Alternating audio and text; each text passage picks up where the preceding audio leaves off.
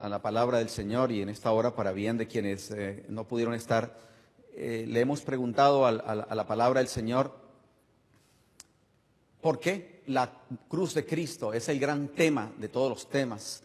¿En qué consiste realmente el significado de la cruz? La gran verdad que agrupa todas las verdades. Si pudiéramos mirar, disfrutar por un momento ese supercuadro, vemos que sí, efectivamente, desde el sacrificio del primer cordero, el Señor estaba llamando la atención a lo que ocurriría un viernes 14 de Aviv a las 3 de la tarde, cuando el Cordero de Dios, señalado por Juan el Bautista, habría de morir por nosotros. Allí vemos cómo en el monte Sinaí también, porque en la misericordia y la justicia se encuentran, como dice el salmista, se besaron en el sacrificio de Cristo. Vemos la experiencia del santuario que no tenía como propósito sino señalar en cada uno de los eventos y de las ceremonias y de las festividades al gran sacrificio. Y vemos, por supuesto, a Jesús en su ministerio anunciando, y los mismos discípulos negándose y tal vez desviando su agenda para decirle que no tenía que ir a Jerusalén para morir, porque era bien claro en el corazón de Jesús la única forma de salvar a la raza humana.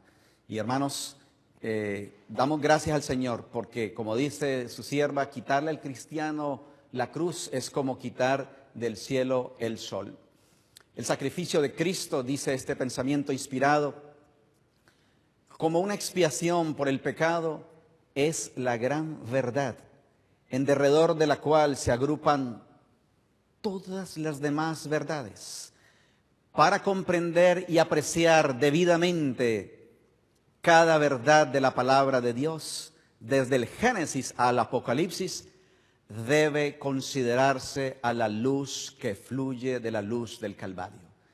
Hermanos, y siento pena porque cuántos temas, particularmente los que haya presentado, han sido muy insípidos, ausentes del gran centro y corazón y razón de ser de nuestro ministerio. Y allí dice que desde el Génesis hasta el Apocalipsis no se puede entender la palabra de Dios sino a la luz de la cruz. Y yo quiero recomendarles como bibliografía adicional, por supuesto, al texto sagrado, la palabra del Señor que lo presenta todo, algunos trabajos bien centrados, bien humildes que se han hecho, como este superlibro, hermanos, La Cruz de Cristo, del pastor Josh Knight. ¡Qué libro!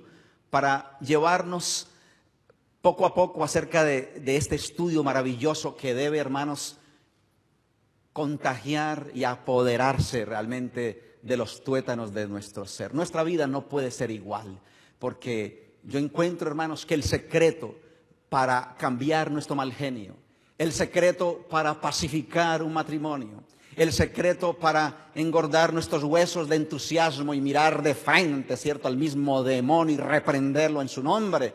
El secreto, hermanos queridos, para la reconciliación, el secreto para testificación, el secreto para el servicio, el secreto para estar dispuesto a entregarnos en sacrificio por el Señor, el verdadero motivo para servirle, para amarle, para esperarle, hermanos, se encuentra en la cruz de Cristo. ¿Qué es lo que hace de ese sacrificio algo supremo? Pues decíamos que muchos murieron en la antigüedad. Muchas cruces se levantaron alrededor del año 70, cuando los romanos se mofaban, ¿verdad?, del pueblo cristiano, y como castigo humillante los llevaban a un madero. Pero el verdadero dolor lo presenta la palabra del Señor al decir: el escarnio ha quebrantado mi corazón y estoy acongojado. Esperé quien se compadeciese de mí y no lo hubo. Busqué consoladores y ninguno hallé. Me pusieron además hiel por comida y en mi sed me dieron a beber vinagre. ¿Te sientes solo? ¿Sientes que aún tus necesidades fisiológicas primarias no son satisfechas? Oh, hermanos, hay alguien que entiende eso, que entiende el desprecio, que entiende la humillación, que entiende la crisis que viene sobre este mundo. Necesitamos ir más a la cruz. Y estábamos repasando algunos calificativos que a mí me conmueven. Isaías 53 me habla del que fue desfigurado, del que fue despreciado, del que fue desechado, del doliente, del quebrantado, del menospreciado, del ignorado, del insufriente, del azotado, del herido, del abatido, del molido, del castigado, del angustiado, del enmudecido, del afligido. Usted me dice, pastor, lo estoy entendiendo. Pero no será suficiente, hermanos, porque será nuestro estudio por toda la eternidad. Muchos mártires en tiempos de Jesús, sí, que murieron y duraron 2 y 3 días realmente penando y agonizando, pero Jesús estuvo unas cuantas horas nomás. ¿Qué hace de su muerte algo tan diferente? ¿Cuál fue el ingrediente que le prendió llama como una dinamita a la iglesia primitiva para enviarlos por las 4 esquinas de aquel mundo conocido con las buenas nuevas libertadoras, hermanos? Si encontramos la respuesta a esta cuestión, la iglesia nunca volverá a ser igual. Nuestros matrimonios y nuestra vida tiene un derrotero totalmente diferente. Si alguna vez hemos de experimentar el anhelado reavivamiento, lo encontramos, hermanos, en la cruz del Calvario. Esto fue lo que unió y lo que hizo levantar como un resorte a los discípulos. ¿Se acuerdan del caminante o de los caminantes de Emaús?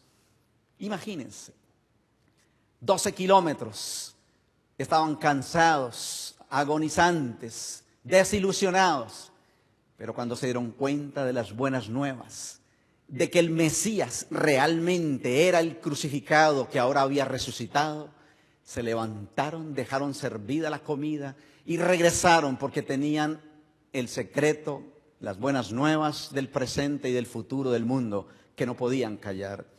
Ningún necesitado había entre ellos, dice la palabra del Señor en Hechos capítulo 4, versículo 34, porque todos los que poseían heredades, casas, las vendían y traían el precio de la venta.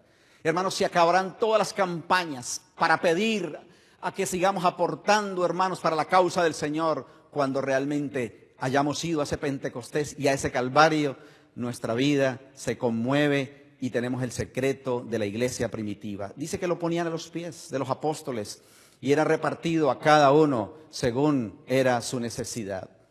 Hemos estado estudiando entonces el concepto de la cruz. Dice Pablo en 1 Corintios 1:23, nosotros predicamos a Cristo crucificado. Para los judíos ciertamente tropezadero. La palabra griega escandalón, bien traducida también como escándalo, y para los gentiles locura. Para un gentil, para un judío, aceptar que su Mesías había sido colgado en un madero era un ridículo, era algo inaceptable, era algo humillante.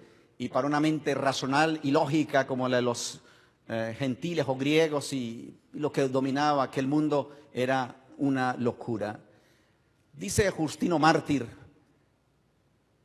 este llamado Cristo fue vil e ignominioso hasta el punto de que la última maldición contenida en la ley de Dios cayó sobre él, pues fue crucificado. Sí, ellos esperaban a un Mesías que iba a colocar en mejor condición al pueblo hebreo, ¿verdad?, sobre los romanos. Esperaban un libertador. Para los judíos un verdadero tropiezo fue entender y aceptar el sacrificio de Cristo en la cruz. Y para los gentiles, realmente para quienes confiaban y esperaban en lo intelectual, en lo lógico, era necedad aceptar a Cristo humillado por el castigo de los romanos. Hemos entonces contestado hasta aquí algunas preguntas y estamos queriendo contemplar la cruz del Calvario no a la luz del evento romano ni de Hollywood como se lo presenta, ¿verdad?, para tratar de apelar a los sentimientos y ver a alguien que está siendo jugueteado, ¿verdad?, y castigado y que chorrea sangre y que se cae y que se para y que se cae, y aún con todo lo cierto de muchos de estos elementos del sacrificio inhumano de la cruz, no se acerca, hermanos, al verdadero concepto de lo que significó para el Padre y para el Hijo y para el universo ver a Jesús llegar a la cruz del Calvario. Y la historia nos dice que fueron los fenicios los que inventaron este inhumano castigo por allá en el año 600 antes de Cristo, y que era usado para los criminales.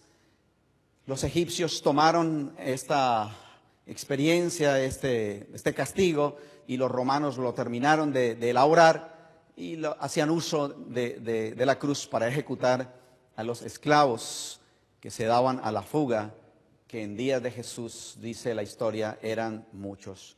Así que los peores criminales, los que no merecían vivir, para no contaminar la tierra, entonces se inventaron aquel madero para que la persona quedara suspendida entre el cielo y la tierra.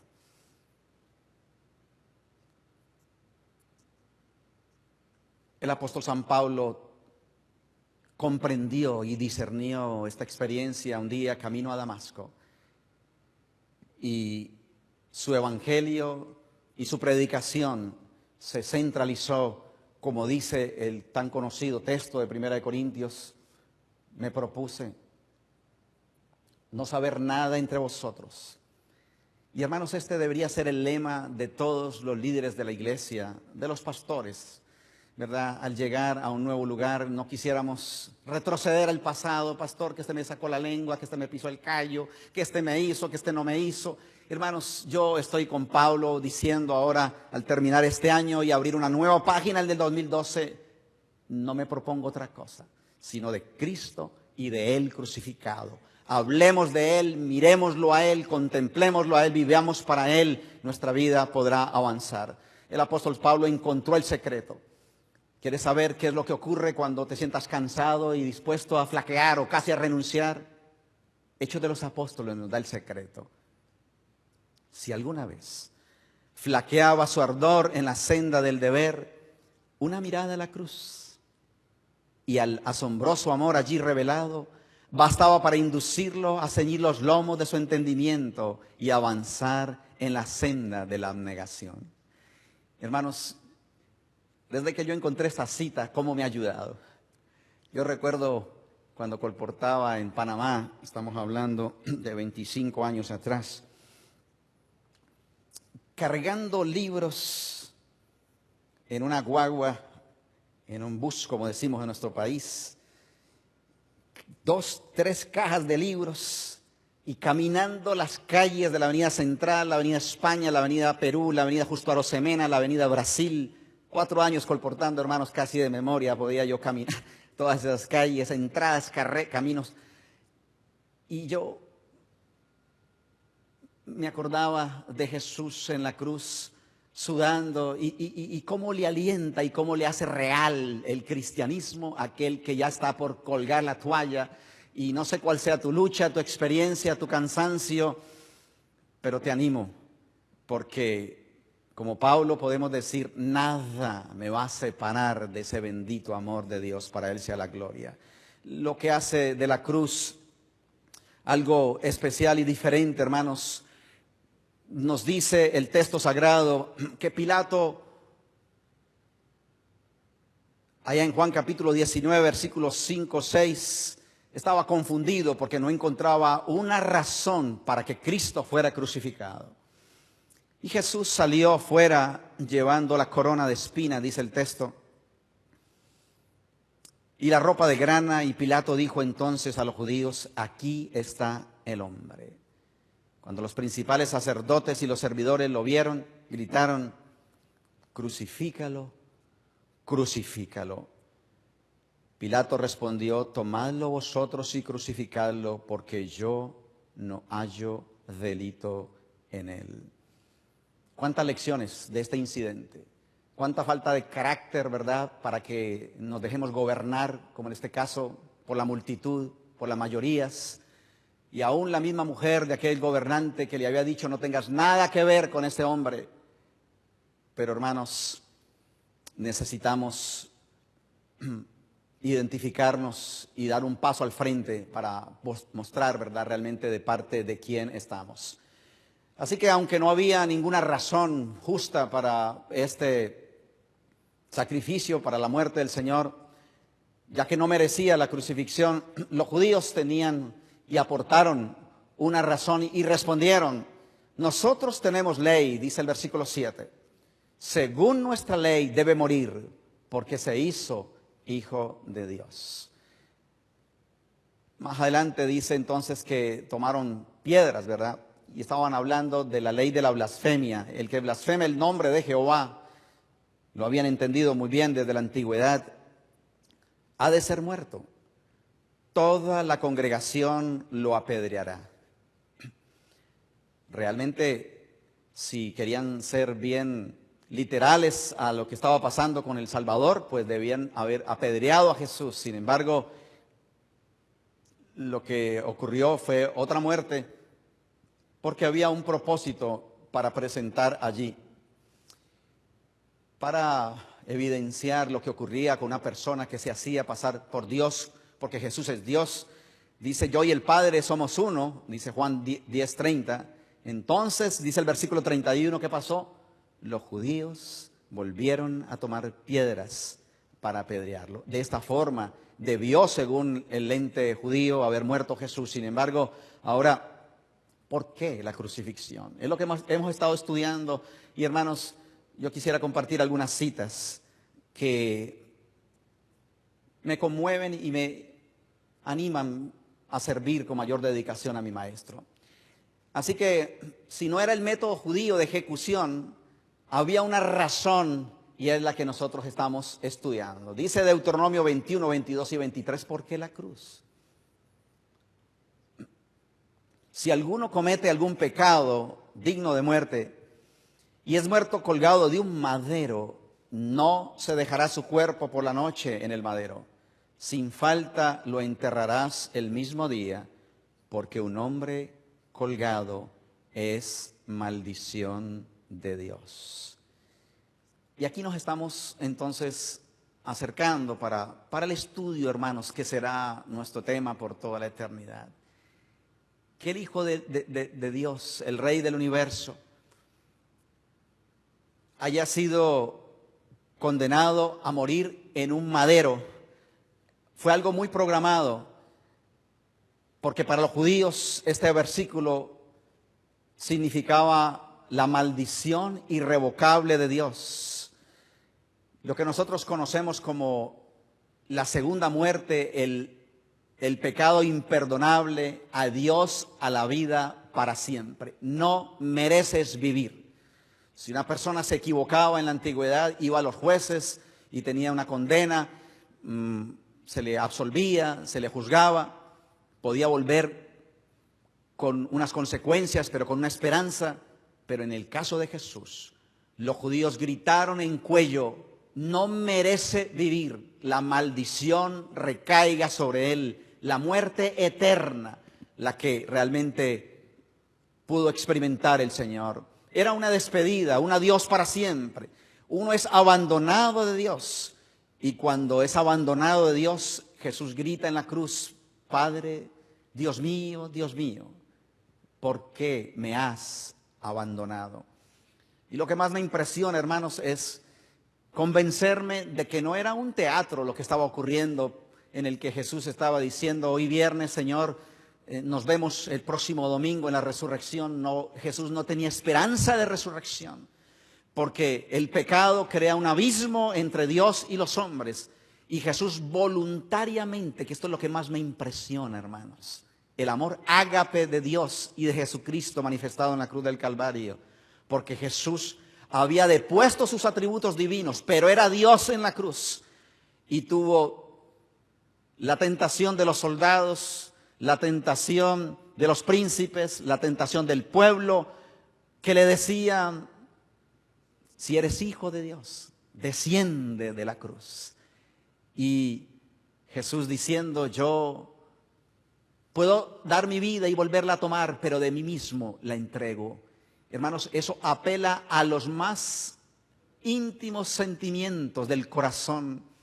Y por eso el cristianismo que no llega hasta allá todavía no ha llegado al corazón del Señor.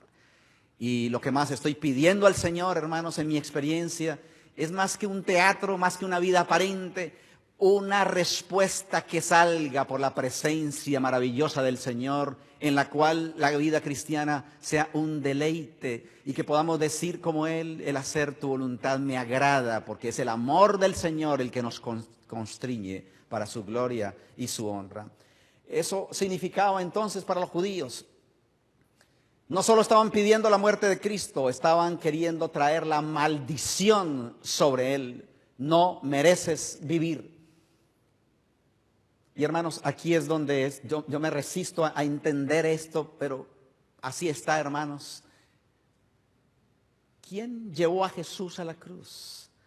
Isaías 53 dice: Él llevó nuestras enfermedades, soportó nuestros dolores. Nosotros le tuvimos por azotado, por herido. ¿De quién? De Dios y abatido. Registra eso hasta que lo podamos entender, hermanos. Herido por Dios, no por ni un pecado, sino por amor a ti y a mí, que merecíamos la maldición. Oh, hermanos, hecho por nosotros maldición, dice el apóstol San Pablo, ¿verdad? Con todo eso, sigue diciendo el profeta, Jehová quiso quebrantarlo. Por supuesto, al entender las diferentes traducciones, eso de más que querer, hermanos, es que no había otra forma para salvar la raza humana que Jesús, ¿verdad?, ocupara nuestro lugar, ¿verdad?, sujetando, dice el texto, a padecimiento. Algunos ejemplos para entender lo que significa ser maldito de Dios, que suena un poco agreste, ¿verdad?, a nuestros oídos. Pero hermanos, la palabra del Señor en el libro de Génesis, capítulo 15, versículo 13 al 16, presenta uno de los dos ejemplos que hemos estado compartiendo. El Señor le había dicho a Abraham que antes de destruir a los pueblos cananeos, les iba a dar 400 años de oportunidad para que ellos vieran el amor de Cristo y la dinámica de la salvación en el pueblo hebreo. Todos los que se adhirieran y aceptaran al gran Jehová de los ejércitos harían parte de la familia. Y hermanos, la palabra del Señor dice: Dios dijo a Abraham: sacaré a tus hijos, después que hayas testificado de mí, verdadero creador y Dios de toda la tierra, a los amorreos, llevaré a los hijos a Egipto, donde serán esclavos. Voy a dar 400 años de tiempo de gracia. Tiempo suficiente, ¿verdad que sí? Porque a cuántos nos han preguntado: pero ¿dónde está ese Dios de amor que manda a matar a niños, a todos? Pero hermanos, aquí está el contexto del Antiguo Testamento. La única forma de poder salvar a una persona cuya gangrena está ascendiendo hay que autorizar la amputación de ese miembro. Y estos pueblos, hermanos, estaban, en una palabra un poco más tosca todavía, podridos en sus pecados, en sus aberraciones. Y hermanos, no fue posible en toda la misericordia que el Señor les ofreció. Y ellos vinieron para infectar al pueblo de Dios. Y Dios ya había tomado la decisión para con ellos. En la cuarta generación, al final de los 400 años, volverán. Porque la maldad del amorreo aún no ha llegado al colmo. Dios permitió hasta que ya... Y es lo que estábamos viendo, hermanos, en nuestro universo. La gente dice: ¿y por qué? ¿Y por qué Dios no actúa, hermanos? Todavía hay gente que no entiende que Dios es misericordioso, pero que hay un villano que un día tendrá que enfrentar las cuentas, ¿verdad?, ante el gran juez del universo. Pues la palabra del Señor nos presenta otro ejemplo en el libro de Josué, capítulo 10, en el cual se nos cuenta que un pueblo, los gabaonitas, se acogieron, ¿verdad?, a ese verdadero Dios, y se adhirieron al pueblo hebreo ahora con Josué. Pero 5 reyes resistieron y dijeron: si nos unimos, somos más fuertes que estas naciones. Y atacaron al pueblo de Israel y a los gabaonitas. Lo hicieron en abierto desafío contra la voluntad y la misericordia del Señor. Y ahora, ¿qué ocurrió? Lo que ya el Señor había autorizado. Josué capítulo 10, versículo 25, no temáis. Sed fuertes y valientes, que así hará el Eterno a todos vuestros enemigos contra los cuales peleáis. Dice que los que atacaron a Israel, estaban luchando directamente ¿contra quién? Contra Jehová, ¿verdad? Y enseguida Josué los mató, dice, y los hizo ¿qué? Colgar en 5 maderos, donde quedaron hasta la tarde. Porque se trataba, según Deuteronomio 21, de la muerte irrevocable, la muerte eterna, ¿cierto?, donde no hay esperanza de perdón. Hermanos, y entender que lo que querían los judíos era la maldición total sobre el rey que cayera sobre Jesús. Crucifíquenlo, crucifíquenlo, estaban hablando. No merece vivir, la muerte segunda, de la cual no hay resurrección, recaiga sobre él. Ahora el apóstol San Pablo se une en este estudio que estamos haciendo para ver la visión del Nuevo Testamento, hermanos. Porque aunque lo estamos estudiando allá en Gálatas, el texto dice que todos los que dependen de las obras de la ley están ¿qué? Bajo maldición. Lo que hemos estado entendiendo, hermanos, aquí es que depender de las obras de la ley, en una sola palabra, legalismo, ¿verdad? Pensar que a través del cumplimiento exacto de las cosas podemos ganar el mérito y el favor de Dios, era el problema de los judaizantes. Pero el Señor les estaba enseñando claramente que todos hemos pecado, ¿verdad? No hay justo ni aún uno. Entonces, damos gracias a Dios, hermanos, de que lo que el Señor va a hacer por nosotros es pagar esa sentencia, porque la paga del pecado es muerte. Y el Señor se hace maldito por nuestra maldición, para que nosotros podamos tener su bendición. Alabado sea el Señor. Todos pecaron, dice Romanos capítulo 3, versículo 23. Ni una sola persona ha guardado perfectamente la ley. Absolutamente nadie, con excepción de Cristo. Todos los cristianos son pecadores. Pero podemos ser salvos, porque Cristo, alabado sea el Señor, nos redimió de la maldición de la ley al hacerse maldición por nosotros. No que la ley en sí misma tenga maldición, porque estamos viendo también como el espejo y el ayo para llevarnos a Cristo, pero que lo que buscaba el pueblo, justificación y salvación a través de la obediencia, es imposible para el ser humano. Pero hermanos, qué hermoso cuando tenemos a Cristo, ¿verdad?, que está al frente y cambia nuestro corazón y ahora está mirando, porque no hay entonces alternativa para calcular la desobediencia, que es algo totalmente diferente. ¿Quién echó esa maldición? El diablo, dicen los expertos, no puede hacerlo, ¿verdad? Castigar a los mismos pecados, siendo que él mismo es el pecador de los pecadores. No fueron los judíos, a pesar de que pretendieron, ¿verdad?, que Dios los maldijera. ¿Quién pues lo hizo maldición por nosotros? La palabra del Señor dice en Romanos 8:32 que el que no perdonó ni a su propio hijo. Hermanos, aquí está lo difícil de entender y de aceptar. No eximió ni a su propio hijo, sino que lo entregó por todos nosotros. Cristo nos redimió de la maldición de la ley al hacerse maldición por nosotros.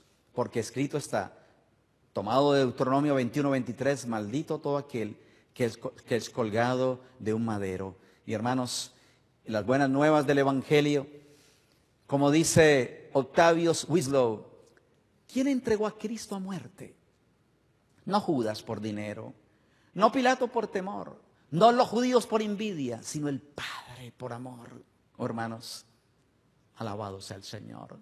En esta noche mi corazón viene para decir, Padre, gracias porque tanto me amas. Y por eso Jesús rogaba desde el madero, Dios mío, si es posible, pasa de mí esta copa. ¿A qué copa estaba haciendo referencia el Señor?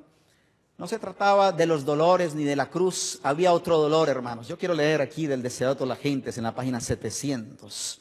¿Dónde estaba realmente el dolor de nuestro Salvador en la cruz? No era el dolor ni la ignominia de la cruz lo que le causaba agonía inefable.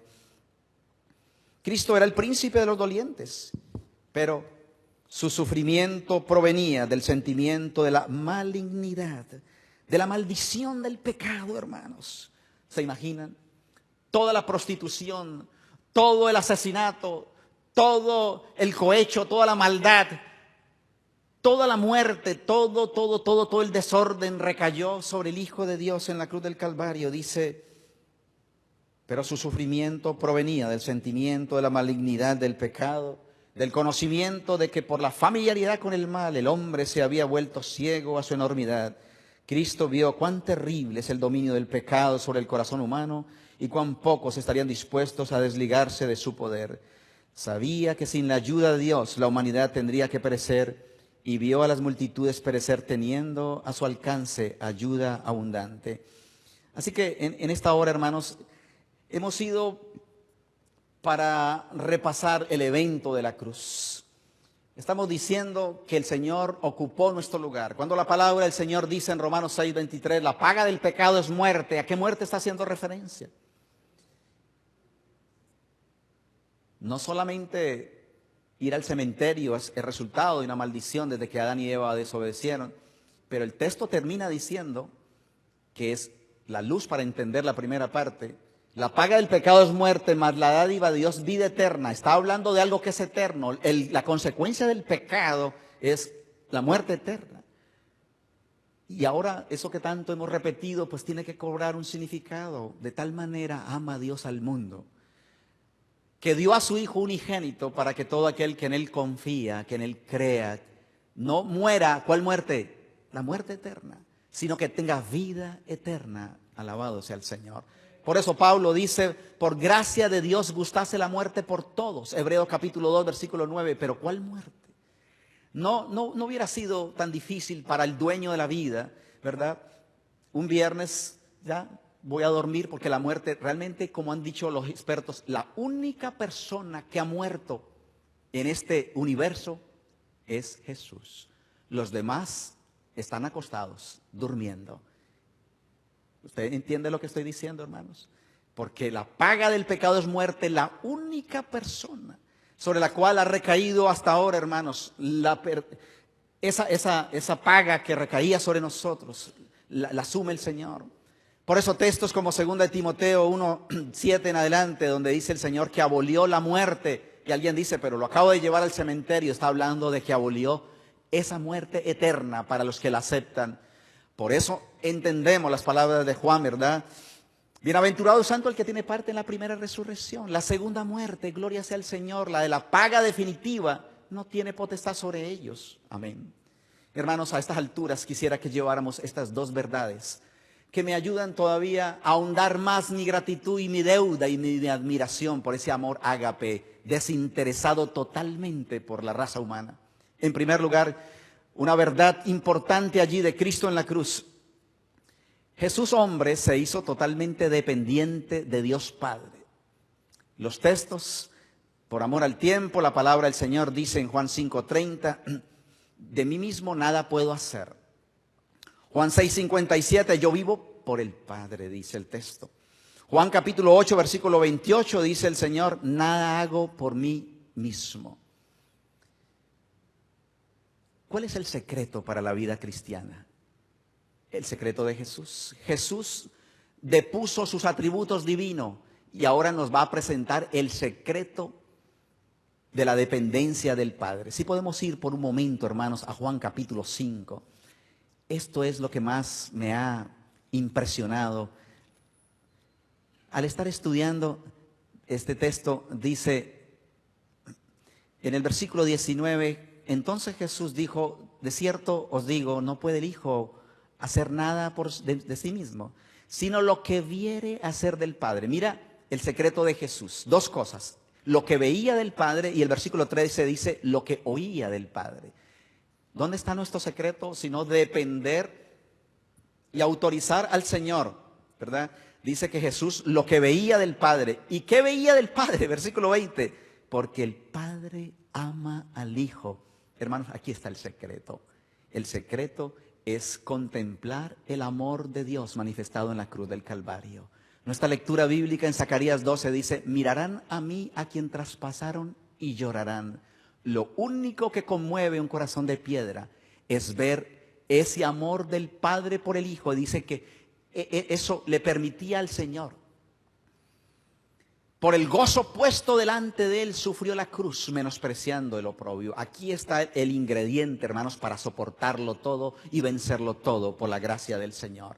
Pero no olviden que el que está allí en la cruz es Dios, hecho hombre y dependiendo del Padre, diciendo, yo puedo dar mi vida y volverla a tomar. Pero ¿quién fue el que resucitó a Jesús? Esta es la segunda gran verdad que debe impresionar nuestro corazón. La palabra del Señor dice en los textos de Romanos 6:4, de Hechos 2:24 para los que toman nota y Efesios 1:20. Vamos a leer por lo menos uno de ellos. 6, versículo 4 del libro de Romanos. ¿Quién resucitó a Jesús? Aquí está algo impresionante. Un día un anciano de iglesia me dijo, pastor, pero el Señor dice, yo tengo poder de volverla a tomar. Sí, lo tenía, pero hermanos, asumió, depreció todos sus atributos y dependió y fue por Dios. No porque haya cometido ningún pecado, sino porque asumió la deuda de la raza humana. Y dice el texto en Romanos 6, porque somos sepultados juntamente con él a muerte por el bautismo, para que como Cristo resucitó de los muertos, ¿por quién? Por la gloria del Padre, así también nosotros andemos en vida nueva. Así que hermanos, Cristo depende de Dios y dependió del Padre para resucitar. Cuando el Señor está clamando en la cruz, Dios mío, ¿por qué me has abandonado? No estaba pensando en van a ser 2 días, no van a ser 3 días. Hermanos, para Cristo era un abismo lo que estaba realmente ocurriendo allí. Hay una cita impresionante del Deseo de toda la gente, es que dice que el Salvador no podía ver a través de los portales de la tumba. Esta sola cita, hermanos, es digna de un estudio completo. Allí hay por lo menos 4 cosas que dicen cuán real fue para Cristo su aceptación, hermanos, de que nunca más volvería al cielo con el Padre. Él que había sido coeterno con el Señor, que había creado los mundos, que había recibido la gloria, dice, no podía ver a través de los portales de la tumba. Número 1, la esperanza no le presentaba salida del sepulcro como vencedor, ni le hablaba de la aceptación de su sacrificio por el Padre. La ira de Dios, hermanos, recayó sobre el pecado. Recuerde que el Señor ama al pecador, pero aborrece el pecado. Y por nosotros se hizo pecado. Y número 4, Jesús temía que el pecado fuese tan ofensivo para Dios que su separación resultase como eterna. Este será el estudio por toda la eternidad. Esto fue lo que conmovió a la iglesia primitiva y pudieron entender que Jesús hubiera estado dispuesto a amarnos más a nosotros que a su propia vida. No lo entendemos. Alabado sea el Señor. Oh, hermanos, seguía siendo Dios. Podía haberse aferrado de su divinidad con independencia del Padre, contra la voluntad del Padre y haber descendido de la cruz. Eso es exactamente lo que el diablo intentó y quiso empujar a hacer, según el relato de Lucas 23:35. Como en 3 ocasiones el diablo instó a Cristo. Una mediante los soldados romanos, otra mediante los sacerdotes, mediante el mismo ladrón crucificado a la izquierda. Si eres hijo de Dios, bájate de aquí. Hermanos, qué provocación. ¿Estás entendiendo en esta noche el secreto de la vida cristiana, hermanos? No sea como yo quiero. Estar dispuesto a entregarle al Señor todos nuestros derechos para que Él sea nuestro abogado, para que Él tenga la razón y para que Él haga su voluntad y su agenda en nuestras vidas. Oh, hermanos queridos, al llegar a la parte final, dice la sierva del Señor que nadie podrá comprender lo que había en el corazón de Jesús en ese momento. Dice, al sentir el Salvador que de Él se retraía el semblante divino en esa hora de suprema angustia, atravesó su corazón un pesar que nunca podrá comprender plenamente el hombre. Hermanos, qué tremenda esa tentación de Jesús. Y mientras Él lo está haciendo por tanto amor, esa raza abominable dice, crucifíquenlo, crucifíquenlo. No tenemos otro rey sino a César. Su sangre caiga sobre nosotros. Eso conmovía el corazón de Jesús aún más, ¿verdad? El desprecio de la raza humana. Oh, hermanos, ¿en qué consistía la maldición?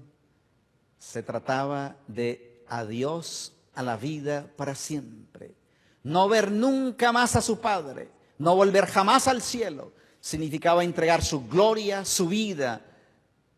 En eso consistió esa maldición, hermanos.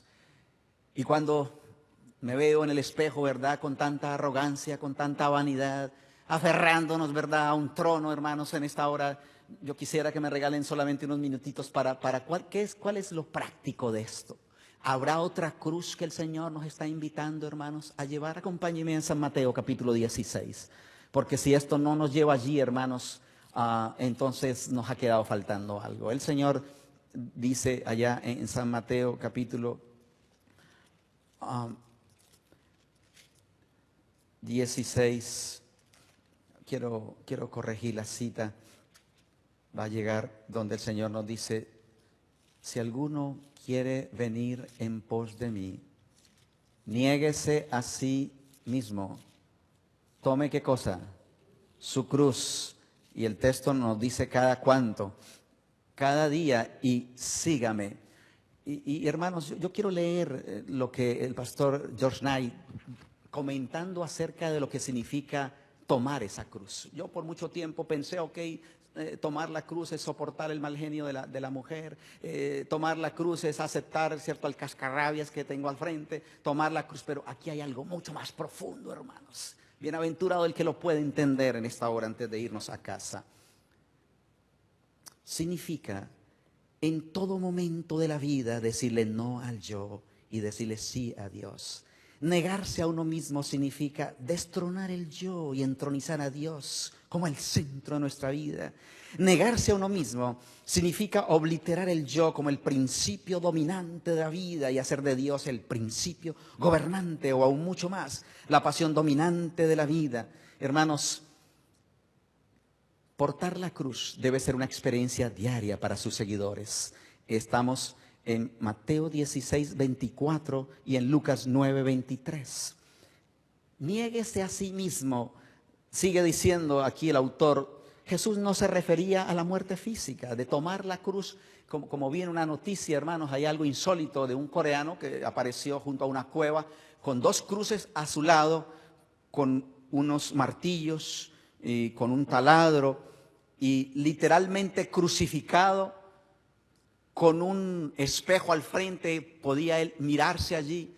¿Y cuántos viacrucis hemos visto, verdad, de gente tomando a pecho y creyendo que es la cruz física o literal? Quisiéramos llevar el mensaje de la cruz a nuestros hogares en esta hora, hermanos. Cuando el Señor dice, ya no vivo yo, mas Cristo vive en mí, es que del trono de nuestro corazón se ha quitado el ego del yo, ¿verdad? Y se está entronizando definitivamente la voluntad del Señor. Ve a Jesús en la cruz teniendo todo el poder de postrar a sus pies aquella raza aborrecible, pero negándose, hermanos. Yo tengo poder de tomar mi vida y volverla, pero dependió totalmente del Padre y fue el Padre el que lo resucitó porque no tenía ningún pecado, era portador de los pecados de la raza humana las que lo llevó a ese evento. Jesús no se refiere a la muerte física, sino a poner el yo, que es el centro de nuestras vidas, en la cruz como instrumento de muerte. Invita al abandono total del egoísmo cotidiano y a una constante entrega a la voluntad del Padre. Hermanos, esto fue lo que revolucionó a la iglesia primitiva. Y por eso con Pablo decimos en esta noche, el amor de Cristo me constriñe, el amor de Cristo me constriñe. La cruz te dice que Dios te ama más que a sí mismo. Este es el ágape de Dios. Alabado sea su nombre. Oh, hermanos, ¿entendemos hasta qué punto nos ama el Señor?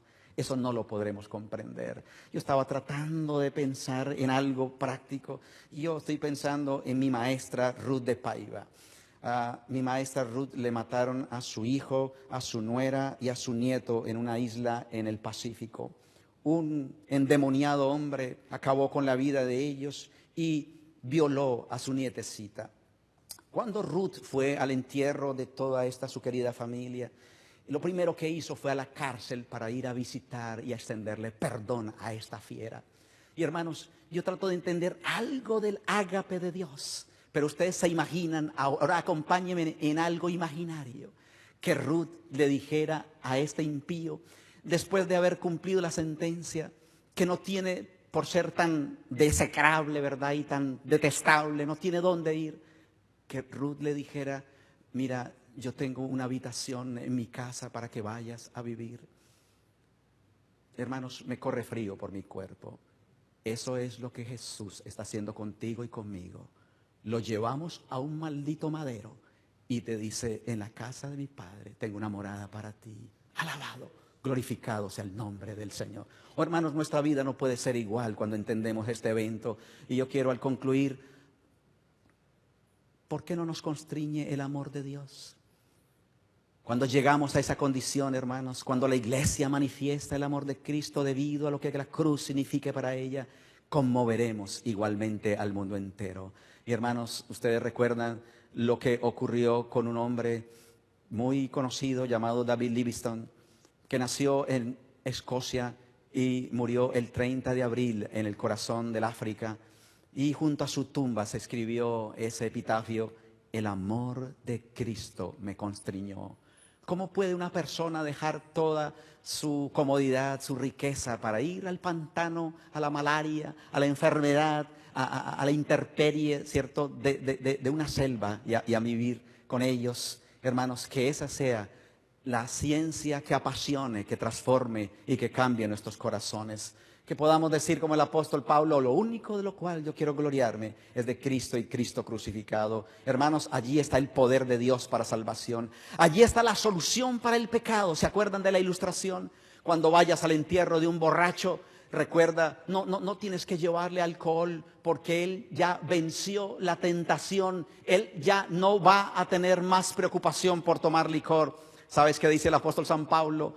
Los que son de Cristo han crucificado la carne con sus pasiones y sus malos deseos. ¿Cuál es el secreto para vencer la tentación? Hermanos, ir a la cruz, entregarle todos nuestros derechos y decirle: Señor, ya no vivo yo. Y Pablo estaba convencido de que si lograba hacer comprender a sus seguidores el asombroso sacrificio hecho por la majestad del cielo, podría erradicar de sus vidas todo su egoísmo. Alabado sea el Señor. Hermanos, por esto me conmueve este pensamiento. ¿Quisieran llevarse el secreto para vencer la tentación? La tentación tiene poder sobre nosotros porque existe egoísmo en nuestros corazones. Pero cuando contemplamos el gran amor de Dios, vemos el egoísmo en su carácter horrible y repugnante y deseamos que sea expulsado del alma. A medida que el Espíritu Santo glorifica a Cristo, nuestros corazones se ablandan y se someten. La tentación pierde su poder y la gracia de Cristo transforma el carácter. Alabado sea el Señor. Hermanos, me gusta este soneto. Soneto a Cristo crucificado. No me mueves, mi Dios, para quererte. El cielo que me tienes prometido, ni me mueve el infierno tan temido para dejar por eso de ofenderte. Tú me mueves, Señor, mueve el verte. Clavado en una cruz y escarnecido, muéveme el ver tu cuerpo tan herido. Muéveme tus afrentas y tu muerte. Muéveme al fin tu amor y en tal manera que aunque no hubiera cielo yo te amara y aunque no hubiera infierno te temiera. No me tienes que dar porque te quiera, porque aunque lo que espero no esperara, lo mismo que te quiero, te quisiera. Hermanos, nuestra oración en esta noche, podríamos decir como Pablo: estoy contigo, Señor crucificado. Sin embargo vivo, pero no soy yo, sino que Cristo vive en mí. Yo quisiera preguntar: ¿cuántos en esta noche quisieran decir: Señor, yo quiero que del trono de mi corazón, Señor, pueda expulsarse ese egoísmo, esa vanidad, esa prepotencia, Señor? Yo quiero autorizarte. Quiero experimentar ese amor ágape que lo entrega todo, que lo espera todo, que lo soporta todo. Necesitamos ese cambio de corazón. ¿Cuántos en esta noche quisieran decir: Señor, dame ese corazón de Cristo que pueda constreñir nuestro ser? Como dice el himno 360 en nuestro himnario. A ver si pudiéramos cantar ese himno 360, en Jesucristo mártir de paz. Yo quiero invitarles para que estemos en pie y cantemos esta nuestra oración en gratitud al Señor. Y hermanos, vayamos en todo momento en agradecimiento a este evento, el de la cruz.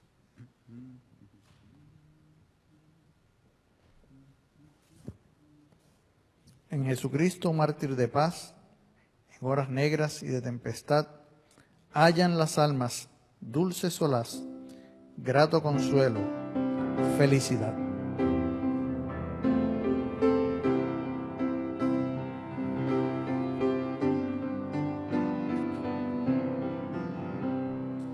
En Jesucristo, mártir de paz, en horas negras y de tempestad, hallan las almas dulce solaz, grato consuelo, felicidad. Gloria cantemos al Redentor, que por nosotros quiso morir, y que la gracia del Salvador siempre dirija nuestro vivir.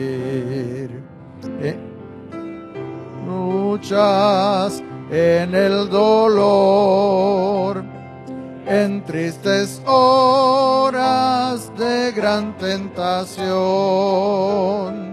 calma le infunde santo vigor, nuevos alientos al corazón.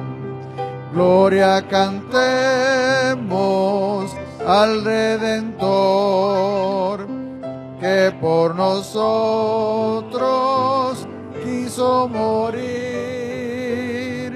y que la gracia del Salvador siempre dirija nuestro vivir. Cuando en la lucha falte la fe y esté el alma por desfallecer, Cristo nos dice: siempre os daré gracia divina, santo poder. Gloria cantemos al Redentor, que por nosotros quiso morir, y que la gracia del Salvador siempre dirija nuestro vivir. Oremos, hermanos.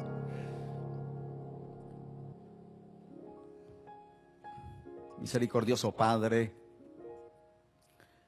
tanto amor, querido Padre, en esta hora nos convences una vez más de que por todos murió, para que los que viven ya no vivan para sí. Gracias, Señor, porque tú eres la única, la mejor, la más grande razón para vivir.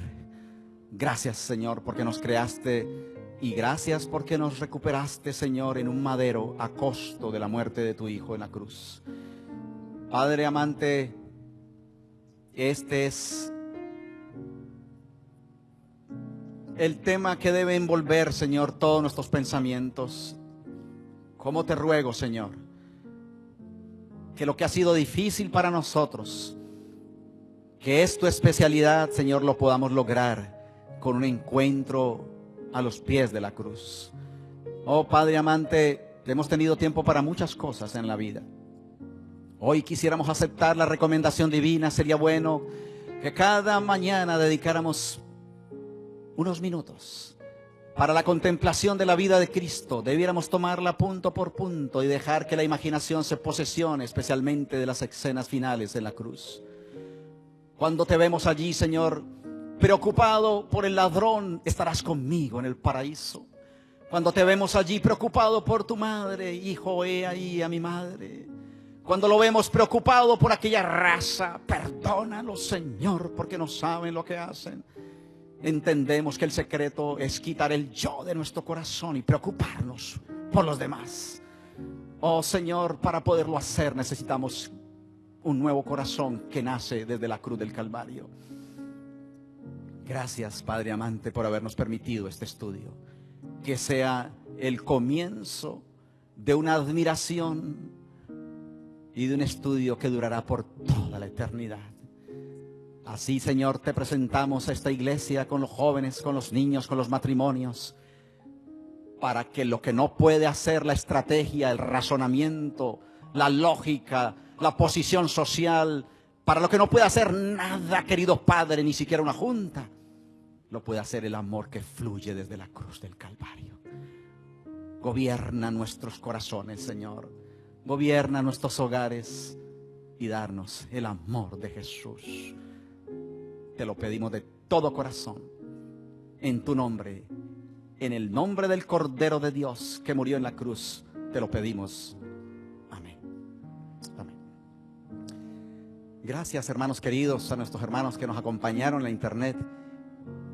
Que Dios les bendiga grandemente y que el amor de Cristo pueda constreñir nuestra vida para siempre. Este viernes a las 7:30, en gratitud y reacción al amor de Cristo, quisiéramos estar aquí para conocer ese amor del Salvador. Bendición para todos y feliz noche, hermanos.